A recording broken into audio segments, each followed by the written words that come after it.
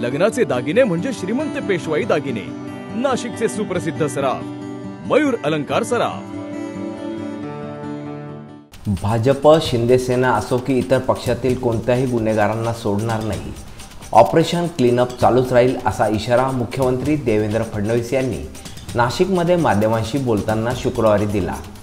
गुंडांना राज्याश्रय देण्याचा कोणीही प्रयत्न करू नये, कोणाचीही दादागिरी खपवून घेतली जाणार नाही अशी तंबी त्यांनी यावेळी दिली।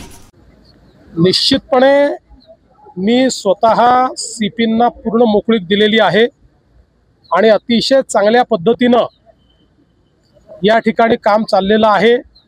कोणी कुठल्याही पक्षाचा असो, भारतीय जनता पक्षाचा असो, महायुतीचा असो की उबाठा राष्ट्रवादी काँग्रेस किंवा अन्य पक्षाचा असो, कोणालाही या ठिकाणी स्पेअर करू नका अशा प्रकारे त्यांना पूर्ण अधिकार देण्यात आलेले आहेत।